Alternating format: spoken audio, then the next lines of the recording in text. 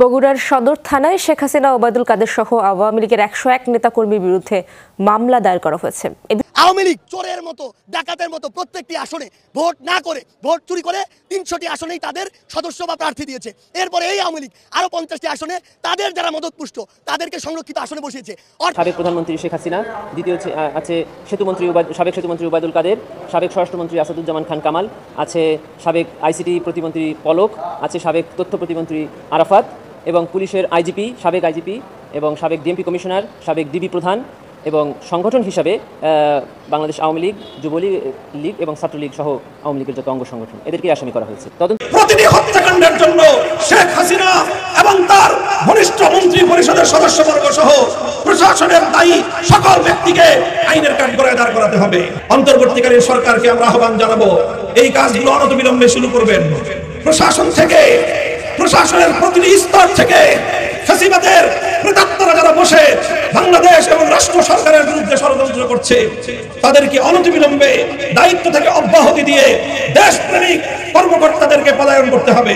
এখন বাংলাদেশে বহুমুখী গুজব অতীতের যে কোনো সময়ের চেয়ে ডালপালা বিস্তার করেছে। যারা ক্ষমতা হারিয়েছেন তারা ক্ষমতা লাভের জন্য স্বপ্ন দেখছেন, যে স্বপ্নের কোনো বাস্তবতা নেই, কিন্তু তারা স্বপ্ন দেখছেন। যারা হিন্দু সম্প্রদায়ের লোক রয়েছেন তাদের মধ্যে বিভিন্ন গ্রুপ উপগ্রুপ হয়ে গিয়েছে।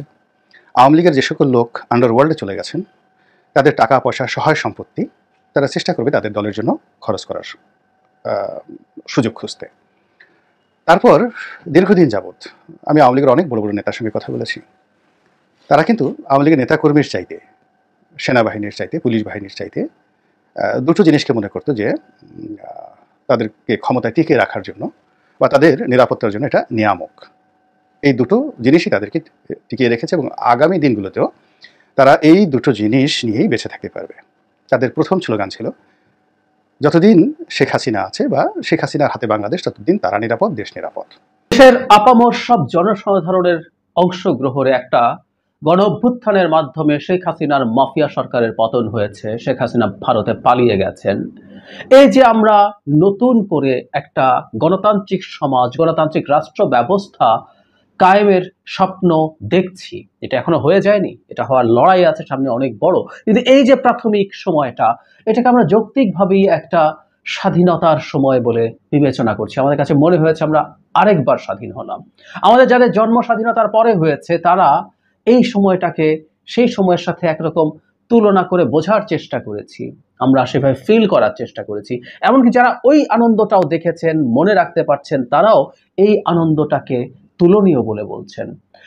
আসসালামু আলাইকুম দর্শক, ভিডিওর শুরুতে কয়েকটি ভিডিও ফুটেজের অংশ বিশেষ আপনারা দেখেছেন। ভিডিওগুলো দেখেই বুঝতে পেরেছেন আজকের এই ভিডিওটি কতটুকু গুরুত্বপূর্ণ হতে চলেছে।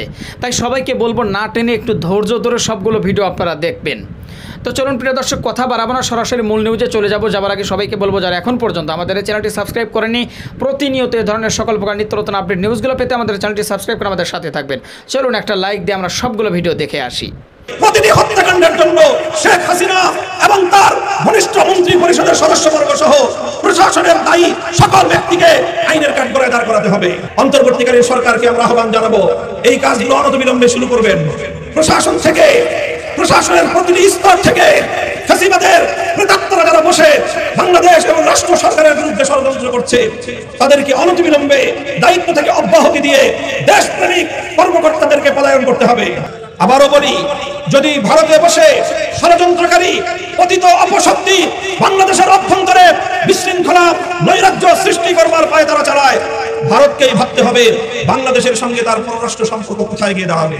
সংখ্যালঘু ইস্যুকে কৃত্রিমভাবে সাবোটাজের মাধ্যমে সামনে এনে আবার বাংলাদেশকে একটি ব্যর্থ রাষ্ট্রে পরিণত করার জন্য বাংলাদেশের গণমানুষের আকাঙ্ক্ষাকে পদদলিত করবার পায়ে তারা চলছে।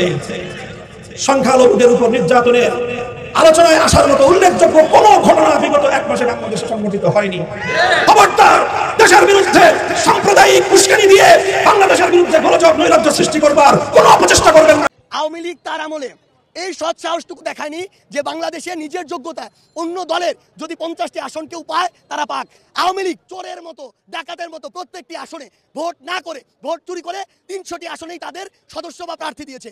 এরপরে এই আওয়ামী লীগ আরো 50টি আসনে তাদের যারা মদতপুষ্ট তাদেরকে সংরক্ষিত আসনে বসিয়েছে। অর্থাৎ এই 350 আসনে যারা ছিল তারা এক একজন ফ্যাসিস্ট এবং তারা ফ্যাসিস্টের আদর্শ লালনকারী। তাহলে আপনি আমাকে বলবেন শুধু ওই 350 জন নয়, পুরো বাংলাদেশে এই ফ্যাসিস্টকে লালন করে আওয়ামী লীগ, যুবলীগ, ছাত্রলীগের প্রত্যেকটি ইউনিটে যে শয়তানরা বসেছিল, যে রক্তচোষা মানুষরা বসেছিল, তাদেরকে আমি কিভাবে নির্বাচনের জন্য আমার প্রতিনিধি হিসেবে নির্বাচনে দাঁড়ানোর জন্য এই অনুমতিটি দিই, সেটি এই বাংলাদেশে কোনোদিনও সম্ভব না। অর্ধেক পাউডারে দ্বিগুণ উজ্জ্বলতা, নতুন রিন অ্যাডভান্স অর্ধেক পাউডারে দ্বিগুণ উজ্জ্বলতা। সবাইকে বিচারের আওতায় আসতে হবে এবং এই 16 বছরে মানুষের উপর যে অত্যাচার করেছে, নির্যাতন করেছে, তার হিসাব দিতে হবে। আগে তার জন্য শাস্তি পেতে হবে, তারপর জনগণ নির্ধারণ করবে সে নির্বাচনে দাঁড়াতে পারবে নাকি পারবে না। বাংলাদেশে বহুমুখী গুজব অতীতে যে কোনো সময়ের চেয়ে ডালপালা বিস্তার করেছে। যারা ক্ষমতা হারিয়েছেন তারা ক্ষমতা লাভের জন্য স্বপ্ন দেখছেন, যে স্বপ্নের কোনো বাস্তবতা নেই, কিন্তু তারা স্বপ্ন দেখছেন। যারা হিন্দু সম্প্রদায়ের লোক রয়েছেন তাদের মধ্যে বিভিন্ন গ্রুপ উপগ্রুপ হয়ে গিয়েছে। আওয়ামী লীগের যে সকল লোক আন্ডারওয়ার্ল্ডে চলে গেছেন, তাদের টাকা পয়সা সহায় সম্পত্তি তারা চেষ্টা করবে তাদের দলের জন্য খরচ করার সুযোগ খুঁজতে। তারপর দীর্ঘদিন যাবৎ আমি আওয়ামী লীগের অনেক বড় বড় নেতার সঙ্গে কথা বলেছি। তারা কিন্তু আওয়ামী লীগের নেতাকর্মীর চাইতে, সেনাবাহিনীর চাইতে, পুলিশ বাহিনীর চাইতে দুটো জিনিসকে মনে করতো যে তাদেরকে ক্ষমতায় টিকিয়ে রাখার জন্য বা তাদের নিরাপত্তার জন্য এটা নিয়ামক। এই দুটো জিনিসই তাদেরকে টিকিয়ে রেখেছে এবং আগামী দিনগুলোতেও তারা এই দুটো জিনিস নিয়েই বেঁচে থাকতে পারবে। তাদের প্রথম স্লোগান ছিল, যতদিন শেখ হাসিনা আছে বা শেখ হাসিনার হাতে বাংলাদেশ, ততদিন তারা নিরাপদ, দেশ নিরাপদ। ফলে শেখ হাসিনাকে তারা 100 বছর বাঁচিয়ে রাখতে চেয়েছিল, 100 বছর ক্ষমতায় রাখতে চেয়েছিল এবং সে 1000 বছর বেঁচে থাকুক, এইরকম একটা ফোবিয়া, ঠিক ফোবিয়া বলতে এটা ভীতিকর একটা অবস্থা বলা হবে, ফোবিয়া না, ঠিক একটা আশাবাদ তাদের মধ্যে ছিল। দ্বিতীয়, তারা মনে করতো যে ভারতের একটা ব্ল্যাঙ্ক চেক তাদের হাতে আছে, সর্বাবস্থায় ভারত শেখ হাসিনার সঙ্গে থাকবে, আওয়ামী লীগের সঙ্গে থাকবে এবং শেখ হাসিনাকে কেন্দ্র করে যদি বাংলাদেশের কোনো মহল, দেশি এবং বিদেশি, ন্যূনতম কোনো যাকে বলা হয় অপতৎপরতা চালায়, তাহলে ভারত এখানে সৈন্য সমাবেশ করবে, সৈন্য পাঠাবে এবং যাকে বলা হয় শেখ হাসিনাকে রক্ষা করবে।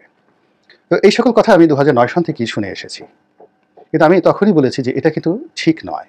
ঠিক নয় এই কারণে, বঙ্গবন্ধুর সঙ্গে ভারতের সম্পর্ক খুবই খারাপ ছিল এবং বঙ্গবন্ধু একান্তে যখন ইন্দিরা গান্ধীর সম্পর্কে কথা বলতেন, তিনি মাগি ছাড়া কোনো শব্দ উচ্চারণ করতেন না, বলতেন ওই মাগি। এইরকম অবস্থা। বঙ্গবন্ধুর সঙ্গে যারা খুব নিকটজন ছিলেন, এখনও 2-4 জন জীবিত আছেন, ইচ্ছা করলে কথাটা শেয়ার করতে পারেন। আবার ইন্দিরা গান্ধী বাংলাদেশ সম্পর্কে তার যে সিদ্ধান্তটা কেমন ছিল, সেটি তৎকালীন যে সেনাপ্রধান জেনারেল মানেকশ, তার বইতে তিনি এটি চমৎকারভাবে উল্লেখ করেছেন। আর কিছু কথা তিনি বিভিন্ন জায়গাতে বলেছেন এবং বিভিন্ন সামরিক মাধ্যমে এটি এসেছে যে তোমাকে যে কারণে পাঠালাম, ইন্দিরা গান্ধীর বক্তব্য, যে কারণে পাঠালাম সেই কারণটা না ঘটিয়ে তুমি একটা দেশকে স্বাধীন করে দিলে। ফলে বাংলাদেশকে স্বাধীন করে দেওয়া এটি ইন্দিরা গান্ধীর মাস্টার প্ল্যানে ছিল না। এখানে একটি অরাজক পরিস্থিতি হোক বা এখানটা দখল হয়ে যাক, একটা প্রদেশ তৈরি হোক, সিকিম হয়ে যাক, এটাই ছিল কিন্তু যাকে বলা হয় ইন্ডিয়ার একটা মাস্টার প্ল্যান। ফলে এই বাংলাদেশ নিয়ে যে সকল সামরিক কর্মকর্তা খুব বীরত্ব দেখিয়েছিলেন, তারা সবাই কিন্তু ইন্দিরা গান্ধীর রোষানলে পড়েছিলেন। তার ফলে কি হলো, 16ই ডিসেম্বরের পর থেকে বাংলাদেশের রাজনীতিতে বঙ্গবন্ধুর আগমন, সরকার গঠন, এই সব কিছুই ছন্ন ছাড়াভাবে হয়েছে, যার সঙ্গে ইন্ডিয়ার কোনো মোরাল সমর্থন ছিল না। তারা মানে না পারে খেতে, না পারে বমি করার জন্য, ঠিক এরকম একটি অবস্থা তৈরি হয়েছিল। আজকে শাহাবুদ্দিন চুপ্পু আমাদের প্রধান, মানে আমাদের এখন যে রাষ্ট্রপতি, তার জন্য এই যে কর্মকাণ্ডগুলো, যে অবস্থা তৈরি করেছে, অর্থাৎ ফর্মালি তাকে সব কিছু করতে হচ্ছে, কিন্তু তিনি একটি অন্তর থেকে করতে, মানে তার জন্য এক একটা মুহূর্ত বঙ্গভবনে যাচ্ছে একটা দুঃস্বপ্নের মতো। ঠিক তদ্রূপ 1972 থেকে 75-এর 15ই আগস্ট পর্যন্ত সব কিছুই ভারতের জন্য একটা দুঃস্বপ্ন ছিল। বাংলাদেশে যা কিছু ঘটছে, এবং ভারত কখনোই চায়নি আওয়ামী লীগ সরকার সফল হোক, এটা বঙ্গবন্ধু জানতেন এবং এই কারণে তিনি প্রাণান্ত চেষ্টা করেছিলেন ভুট্টোর সঙ্গে বন্ধুত্ব করার জন্য এবং ওআইসির মাধ্যমে ইসলামী দুনিয়াতে একটা বন্ধুত্বের বলয় তৈরি করার জন্য। তিনি জানতেন যে তখন মার্কিন যুক্তরাষ্ট্র তাকে গ্রহণ করছে না, যদিও তিনি সারা জীবন কিন্তু আমেরিকান লবির মানুষ ছিলেন। এটা বুঝতে হবে, বঙ্গবন্ধু হোসেন শহীদ সোহরাওয়ার্দী সারা জীবন আমেরিকান লবির মানুষ ছিলেন, কিন্তু তখন এই যে ভারতের যাকে বলা হয় মুক্তিযুদ্ধ অংশগ্রহণ এবং পাকিস্তানের সঙ্গে সম্পর্ক নষ্ট হয়ে যাওয়ার কারণে এই বাংলাদেশ নিয়ে আমেরিকার যে পলিসি এতটা পরিবর্তন হয়, বঙ্গবন্ধু তার সারা জীবনের রাজনীতির যে কানেক্টিভিটি সেটা দিয়ে আমেরিকার সাথে সুসম্পর্ক স্থাপন করতে পারেননি। আবার অন্যদিকে তখন যে বিকল্প সোভিয়েত ইউনিয়ন ছিল, তারপর কমিউনিস্ট দুনিয়া ছিল, চীন ছিল, কিউবা ছিল, তাদের সঙ্গে বন্ধুত্ব হতো, কিন্তু বাংলাদেশকে সাহায্য করার মতো কোনো অর্থনৈতিক সামর্থ্য তাদের ছিল না। ফলে বঙ্গবন্ধু খুবই মারাত্মক বিপদের মধ্যে তখন সময় কাটাচ্ছিলেন। তো এরই মধ্যে যখন পরিস্থিতি নিয়ন্ত্রণের বাইরে চলে যায়, বঙ্গবন্ধু শক্তি প্রয়োগ করতে থাকেন, অনেক দেশীয় এবং বিদেশি তিনি রাজনৈতিক শক্তি, সামরিক শক্তি তৈরি করে ফেলেন। এবং আজকের দিনে যে পুলিশ নির্ভরতা ছিল আওয়ামী লীগের, এবং তিনি সেনাবাহিনীর বিরুদ্ধে পুলিশকে একটা বিকল্প অস্ত্রধারী শক্তি হিসাবে তিনি প্রতিষ্ঠা করতে চেয়েছিলেন। একই কাজ কিন্তু বঙ্গবন্ধু করেছিলেন পুলিশ এবং রক্ষী বাহিনীর মাধ্যমে, যেটি তিনি সফল হতে পারেননি। ফলে ৭৫-এর যে নির্মম হত্যাকাণ্ড, তার সঙ্গে আমেরিকার এবং ভারতের সংযোগ ছিল, সমর্থন ছিল। এটা আওয়ামী লীগের যত বুদ্ধিজীবী লেখক সবাই শুধু বলেননি, চমৎকারভাবে তথ্য প্রমাণ সহ লিখে গিয়েছেন। এটি আওয়ামী লীগের লোকজন কখনো কগনিজেন্সে নেয়নি। আবার ১৯৯৬ থেকে ২০০১ সন পর্যন্ত ভারতের সঙ্গে আওয়ামী লীগের সম্পর্কটা কত খারাপ ছিল এটি শেখ হাসিনা বারবার বলেছেন যে আমার কাছে গ্যাস চেয়েছিল, ওটা চেয়েছিল, ভারতের কথা আমি শুনিনি, এই জন্য আমাকে ক্ষমতা থেকে চলে যেতে হয়েছে, বিএনপি ক্ষমতায় এসেছে। তো এই যদি ভারতের সঙ্গে আওয়ামী লীগের সম্পর্ক হয়, তাহলে বাকি যে জিনিসগুলো, সেই জিনিসগুলো নিয়ে যারা স্বপ্ন রচনা করেছেন তারা কতটা ভুলের মধ্যে ছিলেন এবং এখনও আছেন, সেই জিনিসটি যদি এখনও তারা বুঝতে না পারেন।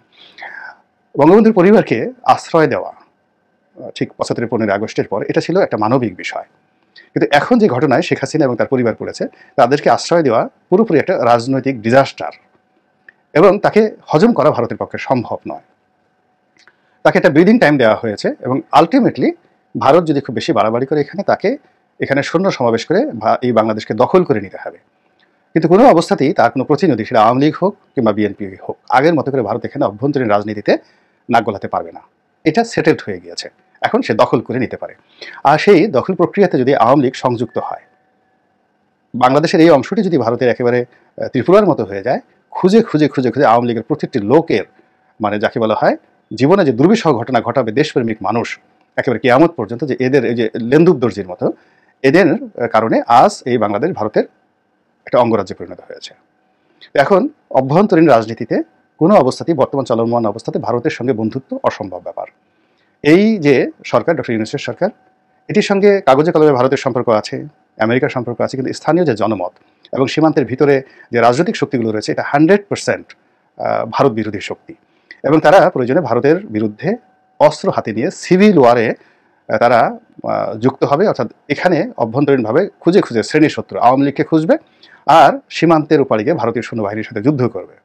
এরকম একটা অবস্থা তৈরি হয়ে গেছে, এবং এইরকম যদি একটা ভারতের বিরুদ্ধে জিহাদের ডাক দেওয়া হয়, যুদ্ধের ডাক দেওয়া হয়, 1 কোটি মানুষ ঘর সংসার ত্যাগ করে ভারতের বিরুদ্ধে অস্ত্র হাতে নেওয়ার জন্য দাঁড়িয়ে আছে।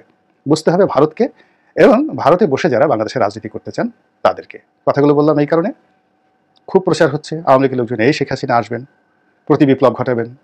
যারা জ্ঞানীগুণী দার্শনিক তারাও বলার চেষ্টা করছেন প্রতি বিপ্লব হবে। আমি মনে করি যে আওয়ামী লীগের রাজনীতি আপাতত শেষ।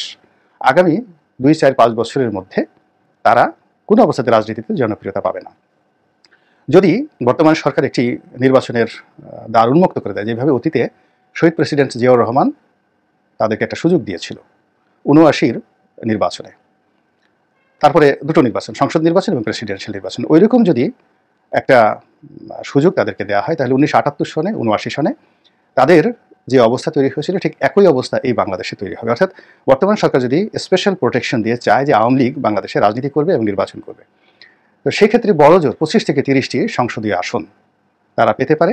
আর যদি প্রেসিডেন্সিয়াল ফর্ম অফ গভর্নমেন্টে চলে যায়, তাহলে আওয়ামী লীগের পক্ষে রাষ্ট্রপতি পদে দাঁড়ানোর জন্য লোক খুঁজতে খুঁজতে যান বের হয়ে যাবে, লোক খুঁজতে খুঁজতে। এবং শেখ হাসিনা বা জয় যদি পদে দাঁড়ান, কিংবা শেখ রেহানাকে যদি দাঁড় করানো হয়, তাদের ইমেজ এখন এমন একটা পর্যায়ে চলে গিয়েছে, যার ফলে তাদের জামানত বাজেয়াপ্ত হবে রাষ্ট্রপতি পদে যদি তারা দাঁড়ান। আর যদি পার্লামেন্টারি ফর্ম অফ গভর্নমেন্ট থাকে, তো সেক্ষেত্রে 25-30টা যদি ফেয়ার ইলেকশন হয়, 25-30টা সিট তারা এভাবে পাবেন, এবং এভাবে ধীরে ধীরে আগামী 20 বছর বসে তাদেরকে রিনোভেট করতে হবে এবং ভালো কিছুর আশা করা যেতে পারে নট বিফোর 20 ইয়ার্স।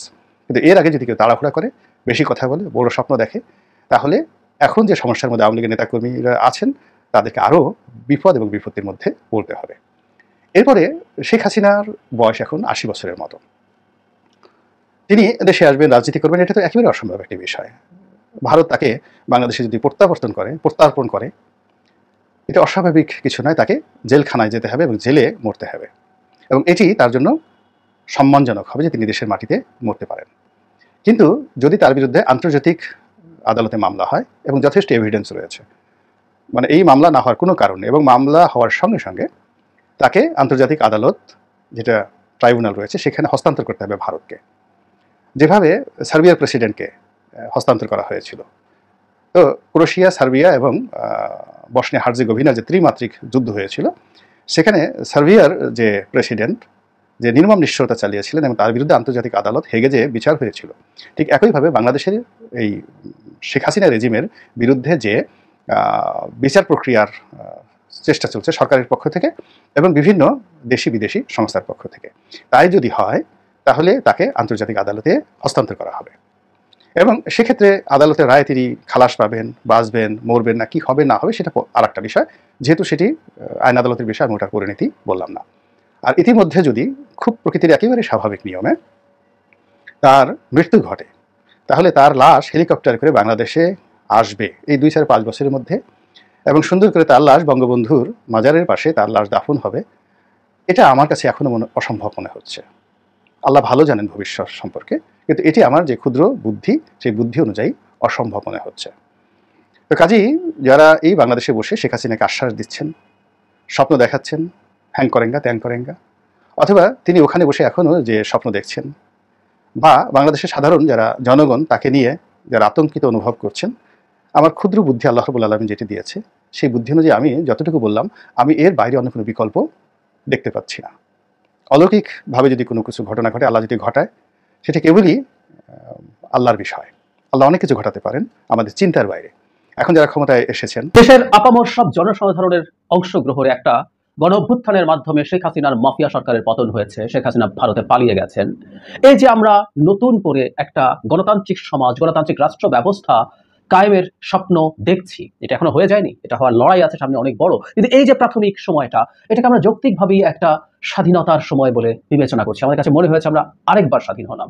আমাদের যাদের জন্ম স্বাধীনতার পরে হয়েছে, তারা এই সময়টাকে সেই সময়ের সাথে একরকম তুলনা করে বোঝার চেষ্টা করেছি, আমরা সেভাবে ফিল করার চেষ্টা করেছি। এমনকি যারা ওই আনন্দটাও দেখেছেন, মনে রাখতে পারছেন, তারাও এই আনন্দটাকে তুলনীয় বলে বলছেন। সুতরাং আমাদের এই যে লড়াইটা হলো, এই যে গণঅভ্যুত্থানটা হলো, এটাও এক ধরনের মুক্তির লড়াই আমাদের ছিল, মুক্তিযুদ্ধের মতো ছিল। স্বাধীনতার সুখ পেয়েছি আমরা আবারও।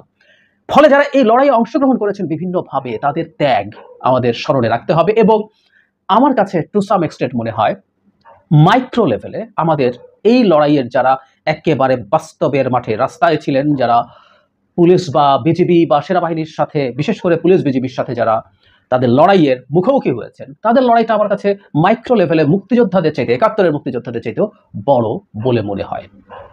অনেকের কাছে অফেন্সিভ লাগতে পারে, কিন্তু আমি সেটা একটু বলতে চাই। নিশ্চিতভাবেই মাইক্রো লড়াই, মানে ম্যাক্রো যদি লড়াইয়ের কথা চিন্তা করি, সেটা মুক্তিযুদ্ধ অনেক বড় ক্যানভাসের, অনেক বড় লড়াই। একটা দেশ আর একটা দেশের একটা অংশ, আমরা তখন পাকিস্তানি ছিলাম, বিচ্ছিন্ন হয়ে একটা নতুন দেশ তৈরি করার ঘোষণা দেওয়ার যে লড়াই, সেটা ম্যাক্রো লেভেলে তুলনীয় না। কিন্তু মাইক্রো লেভেলে আমি মনে করি এবারকার যারা লড়াই করেছেন, তাদের লড়াই অনেক টাফার ছিল।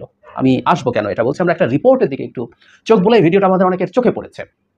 এটা একটা গুরুত্বপূর্ণ দলিল আমাদের ভবিষ্যতের জন্য, যে এই লড়াইয়ে কিভাবে মানবতা বিরোধী অপরাধ হয়েছে, কিভাবে বিভৎস ক্র্যাকডাউন আমাদের উপরে চালানো হয়েছিল। সেটা হলো, ভিডিওটাতে দেখা যায় স্বরাষ্ট্রমন্ত্রীকে একজন পুলিশ সদস্য একটা ভিডিও দেখাচ্ছে, এবং এখানে উপস্থিত আছেন যিনি আইজিপি, স্যাংশন প্রাপ্ত আইজিপি, যাকে দফায় দফায় এক্সটেনশন দিয়ে গেছেন শেখ হাসিনা, সেই আইজিপি তার পেছন থেকে ভিডিওটা করে। সেখানে একজন পুলিশ সদস্যকে বলতে শোনা যায়, গুলি করে লাশ নামানো লাগছে স্যার, গুলি করি, মরে একটা, আহত হয় একটা, একটাই যায় স্যার, বাকিটি যায় না। এটা হলো স্যার সবচেয়ে বড় আতঙ্কের এবং দুশ্চিন্তার বিষয় আমাদের ভবিষ্যৎ বাংলাদেশের জন্য, আমাদের এবারকার এই মুক্তির লড়াইয়ের জন্য। একটা ভিডিও অনেক স্টোরি বলে দেয়। ওই যে বললাম, এটা নির্বিকার ভাবে শুনছেন, দেখছেন স্বরাষ্ট্রমন্ত্রী এবং আইজিপি, এটা সরকারের ব্রুটালিটির একটা প্রমাণ। পুলিশ সদস্য যেভাবে যে ঢগে বলছেন, কিছুই আসে যায় না, মানে মারা যাচ্ছে, ওরা মানুষ টানুষ না, ওরা সরকার বিরোধী লোক, সরকারের ভাষায় ট্যাগ দেয় রাজাকারের বাচ্চা টাচ্চা, তাই ওদের মরা যাওয়া কিছু আসে। যেভাবে তিনি বলছেন, আমি লিঙ্কটা দিয়ে দেবো মন্তব্যে, আপনারা শুনবেন যারা শোনেননি। এটার একটা সাইন। আর আরেকটা হচ্ছে ওই কথাটা, যেটা আমি পড়ি মন ভরে যায় পড়লে, খুবই দুঃখের কষ্টের ব্যাপার, কিন্তু মনও ভরে যায়। গুলি করি, মরে একটা, আহত হয় একটা, একটাই যায় স্যার, বাকিটি যায় না। এটাই তাদের জন্য বলছে আতঙ্কের এবং দুশ্চিন্তা। এটা তাদের জন্য আতঙ্কের এবং দুশ্চিন্তা ছিল সে সময়, তাই অনিবার্যভাবে এটাই আমাদের আসার জায়গা ছিল। আমি কেন বলছিলাম মাইক্রো লেভেলে এইবারকার মুক্তিযোদ্ধাদের লড়াই ৭১-এর চেয়ে টাফ ছিল। খেয়াল করি আমরা ৭১ সালে মুক্তিযোদ্ধারা যখন তাদের ট্রেনিং নিয়েছেন, ভারতে গেছেন, সেখান থেকে অস্ত্র পেয়েছেন, আধুনিক অস্ত্র পেয়েছেন, মানে সমান পর্যায়ের। হয়তো আপনার কাছে ট্যাঙ্ক বা শুরুর দিকে আপনার কাছে প্রচুর আর্টিলারি ছিল না, কিন্তু আপনার হাতে যে অ্যাসল্ট রাইফেল ছিল সেটা পাকিস্তান মিলিটারির সাথে তুলনীয়। আপনার কাছে মর্টার ছিল, আপনার কাছে গ্রেনেড ছিল। সো কাছাকাছি, হ্যাঁ পরিমাণে হয়তো আপনি আউটনাম্বার্ড হবেন সংখ্যায়, কিন্তু এটা ওই পর্যায়ে। সুতরাং আপনি যখন যুদ্ধে নামছেন, সম পর্যায়ের অস্ত্র নিয়ে যুদ্ধে নামছেন। আপনাকে পাকিস্তান মিলিটারি যখন গুলি করছে, আপনি তাকে একই রকম একটা বুলেট ফেরত দিতে পারছেন। অনেক সময় আপনি অ্যাম্বুশ করে আগে ভাগেই তাকে হামলা করে হতাহত করতে পেরেছেন। এবারকার যারা এই মাঠে ছিল খালি হাতে, ঢিল, আমি তো আমাদের একটা ভিডিও করেছি, বাংলাদেশের ইতিহাস এটা কোথায় কোনোদিন হয়নি, পৃথিবীর ইতিহাস খুঁজলেও হয়তো পাওয়া যাবে না। আপনি ঢিল, গুলতি, লাঠি নিয়ে নেমে পড়েছেন, আপনি বুলেটে বুক পাততে নেমে গেছেন, অ্যাসল্ট রাইফেলের বুলেটে। আমি এই কথাগুলো আমাদের মনে রাখতে হবে। প্রথম আলো একটা রিপোর্ট করে দেখিয়েছিল 78% গুলি ছিল অ্যাসল্ট রাইফেলের গুলি, যারা মারা গেছে। গুলি ছিল বুকে, পিঠে, মাথায়। সো আপনি ওই গুলির সামনে দাঁড়িয়ে গেছে কিছুই নেই, এবং এই পুলিশের ভাষ্য মতে আপনি গুলি করছেন, একটা মরে, একজন আহত হয়, ওই একটাই যায়, যে মরেছে সেই যায়, আর কেউ যায় না, বাকিটা যায় না। ওরা দাঁড়িয়ে থাকে এবং ওরা দ্বিগুণ হতে থাকে, ক্রমাগত সংখ্যা বাড়তে থাকে। এই তো হয়েছে। সুতরাং এই যে লড়াইটা অনেক বেশি সাহসিকতার, অকল্পনীয় সাহসিকতা। মানে আমার কাছে চিন্তা করলেও অবাক লাগে এদেশের মানুষ কি করেছে। সব শ্রেণী পেশার মানুষ, আমাদের ছাত্ররা নেতৃত্বের জায়গায় ছিল, কিন্তু আমরা জানি শুধু ছাত্রদের আন্দোলন বলে আমাদের অন্য সব মানুষকে, আমাদের অভিভাবকরা নেমেছেন, আমাদের মধ্যবিত্ত নেমেছেন, নিম্নবিত্ত নেমেছেন, দরিদ্র মানুষজন নেমেছেন, রিক্সা চালকদেরকে আমরা দেখেছি, শ্রমিকদেরকে দেখেছি। কে ছিল না? সবাই ছিল, সব শ্রেণী পেশার মানুষ, সব সোশিও ইকোনমিক ক্লাসের মানুষ ছিল। তারা এভাবেই দাঁড়িয়ে গেছেন। যেটা হয় বিপ্লব বলছেন কেউ কেউ, বা অভ্যুত্থান সফল হওয়ার পর অনেকেই এককভাবে ক্রেডিট ক্লেম করার চিন্তা করেন, এটা ভুল হবে। যাই হোক, এই সামষ্টিক লড়াইটার মধ্যে এই রকম কঠিন একটা সিচুয়েশনে এই অমিত সাহসিকতা নিয়ে এই দেশের মানুষজন লড়াই করেছেন। এবং ব্যক্তিগতভাবে মাইক্রো লেভেলে যদি চিন্তা করি আমরা, সেটা ৭১-এর মুক্তিযোদ্ধার সাথে টাফ ছিল। কি অবিশ্বাস্য, কি অবিশ্বাস্য। নিজের পক্ষে ককটেল, পাল্টা ককটেল ছুঁড়ে মারা, দেশি অস্ত্র, পাইপ গান, সেই এলজি কি যেন বলে, এগুলো দেশীয় তৈরি অস্ত্র দিয়ে দু একটা গুলি ছোঁড়া পুলিশের দিকে, আতঙ্ক তৈরির জন্য খুব রেগুলার প্র্যাকটিস ছিল আমাদের রাজনৈতিক আন্দোলনগুলোর ক্ষেত্রে এক সময়। এটা রাজনৈতিক আন্দোলন না, তাই এগুলোর জোগাড় যন্ত্রও ছিল না। জাস্ট খালি হাতে বুক পেতে দিয়ে মরে এই দেশটাকে তারা আবার স্বাধীন করলেন। প্রিয় দর্শক শ্রোতা, যে ভিডিওগুলো নিয়ে আজকে আপনাদের সম্মুখে হাজির হয়েছিলাম, সেই ভিডিওগুলো কিন্তু ইতিমধ্যেই আপনারা দেখে ফেলেছেন এবং সকলের কথাগুলো শুনে ফেলেছেন। তো অবশ্যই এবার আপনাদের মূল্যবান মতামত জানানোর পালা। আপনাদের কি মনে হয়, কি জানলেন বুঝলেন এই ভিডিও থেকে, সেটা অবশ্যই এখন আপনারা এই ভিডিওর কমেন্ট বক্সে আপনাদের মূল্যবান মতামত জানিয়ে দিন। আর হ্যাঁ, সবাইকে বলবো আমাদের এই চ্যানেলে কিন্তু প্রতিনিয়ত এই ধরনের সকল প্রকার নিত্য নতুন আপডেটগুলো আমরা সবসময় দেওয়ার চেষ্টা করি। তো অবশ্যই আপনাদেরকে বলবো, যারা এখনও পর্যন্ত আমাদের এই চ্যানেলটি সাবস্ক্রাইব করেনি, প্রতিনিয়ত এই ধরনের সকল প্রকার নিত্য নতুন আপডেট নিউজগুলো পেতে আমাদের এই চ্যানেলটি সাবস্ক্রাইব করে আমাদের সাথে থাকবেন। আর ইতিমধ্যেই যারা সাবস্ক্রাইব করে দিয়েছেন তাদেরকে অসংখ্য ধন্যবাদ জানিয়ে ভিডিওটি এখানে শেষ করছি। সে পর্যন্ত সকলে ভালো থাকবেন, সুস্থ থাকবেন। আবারও দেখা হবে, কথা হবে নতুন কোনো টপিকে, নতুন কোনো ভিডিও নিয়ে। আল্লাহ হাফেজ।